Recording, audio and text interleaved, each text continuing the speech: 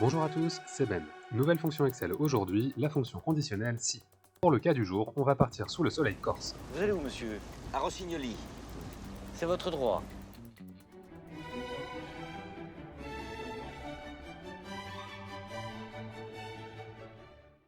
Commençons par le début. La fonction si est donc une fonction conditionnelle qui permet de tester une condition.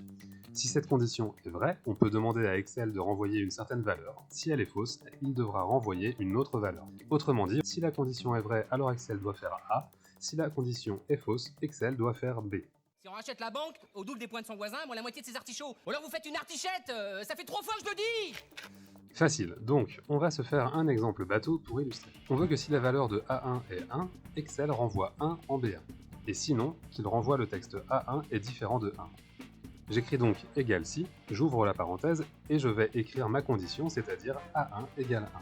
Je mets un point virgule pour indiquer à Excel que j'ai terminé d'écrire la condition et j'indique donc à Excel ce qu'il doit faire si ma condition est vraie. En l'occurrence, il doit afficher le chiffre 1. Ensuite, je mets un point virgule pour indiquer que mon argument si vrai est renseigné et j'indique ce que je veux si jamais la condition est fausse. En l'occurrence, je veux le texte A1 est différent de 1. Comme il s'agit de texte, je pense bien à le mettre entre guillemets. Reste à fermer la parenthèse et à tester. Pour l'instant, A1 est vide, donc je trouve bien dans ma cellule le texte A1 est différent de 1. Ouais, c'est pas faux. Si j'indique 7, B2 ne change pas, et si j'écris 1 en A1, alors j'ai bien B2 qui prend la valeur de 1. Avant de passer à des cas plus sympas, dernière petite explication sur le langage Excel. Notre condition n'est pas forcément de type quelque chose égale à quelque chose. On va aussi pouvoir utiliser les signes supérieur, inférieur, supérieur ou égal, inférieur ou égal, et différent de. Concernant les instructions que l'on donne à Excel selon que la condition soit vraie ou fausse, on va pouvoir lui demander du texte ou une valeur numérique, comme dans notre exemple, mais on peut aussi lui demander de faire un calcul avec d'autres cellules par exemple. Bien, maintenant intéressons-nous à la Corse. D'abord, on sait que les Corses sont souvent réservés. Excusez-moi de vous déranger, monsieur, mais je cherche la maison de monsieur Léonie. Ange Léonie. En tout cas, c'est le cliché mis en exergue dans le film et on va s'en contenter. Merci. Sympa, merci. Premier exercice, on a ici une liste de personnes avec leur origine géographique. Si la personne vient de la région Corse, on répond à la question. Peut-être. Donc, on va se placer en colonne C. On écrit égale si, j'ouvre la parenthèse, B2 égale Corse, et je mets Corse entre guillemets parce que c'est du texte. Point virgule, si la personne est Corse, alors peut-être que l'on peut répondre à la question, je mets donc entre guillemets peut-être, point virgule, si la personne n'est pas Corse donc, eh bien c'est non, toujours entre guillemets. Je ferme la parenthèse et j'étire la formule. Nouvel exemple, de manière générale en Corse, on l'a vu, on n'aime pas trop les questions. Dans les différents types de conversations, les questions seront donc particulièrement mal accueillies, surtout si vous n'êtes pas corse. Par hasard, vous connaissez monsieur Léonie? Ange Léonie?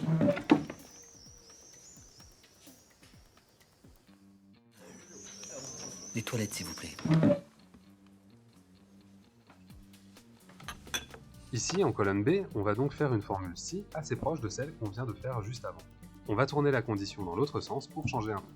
J'écris donc égal si, j'ouvre la parenthèse, et si en A2 je trouve autre chose que question, alors ça va, on peut discuter. J'écris bien différent de, suivi de question entre guillemets. Un point virgule, si on n'est pas sur une question, c'est donc ok, et je mets oui entre guillemets. Deuxième point virgule pour l'instruction en cas de question, et là évidemment j'écris non avec les guillemets, je ferme la parenthèse, et j'étire vers le bas. Donc pour notre détective, pas moyen d'avoir une réponse. Quoique, le film nous montre que les Corses savent être magnanimes et faire des exceptions. J'étais au café tout à l'heure. Oui. Nous autres en Corse, on n'aime pas trop les questions, surtout étrangères. Mais votre demande me paraît légitime. Je vais vous renseigner. Sur quoi? Les toilettes, dans la cour, à gauche. Allez, un dernier exemple qui va nous aider sur de la gestion de stock, assez basique, j'en conviens. Vous êtes vraiment sûr qu'il n'y a plus de mèche lente? Je pensais en avoir dans le garage, mais c'est que du cap de pêche. T'as perdu, Figolé. C'est à toi d'y aller. Merde, c'est toujours moi le con. Tu as pensé à rien, hein? Va! Mais va! Oui, j'y vais! Alors, évidemment, les Corses sont agiles, forts d'un réel esprit d'innovation et ils parviennent toujours à se sortir d'une situation délicate en sachant mettre pour l'occasion leur légendaire fierté de côté. Bonsoir. Bonsoir. Excusez-moi, je voudrais une boîte de tampons, s'il vous plaît. Si c'est pour une mèche lente, sans applicateur, ça ira très bien. D'accord. Alors, voyons comment on pourrait gérer un peu mieux les stocks et éviter au passage ce genre de malaise. D'abord, il faut évidemment avoir un tableau de suivi. Ensuite, pour voir en un coup d'œil où sont les ruptures de stock, on peut utiliser une fonction si comme ceci. Égale si, j'ouvre la parenthèse, je prends ma quantité en stock, c'est-à-dire la cellule D3, et si cette quantité est égale à 0, j'indique une rupture en mettant rupture entre guillemets. Si la quantité est différente de 0, il n'y a pas de rupture et je vais laisser la case vide, et pour cela je mets simplement 2 guillemets. Je ferme la parenthèse et j'étire la fonction. On pourrait faire quelque chose d'un peu plus sophistiqué, toujours en se contentant d'utiliser une fonction si.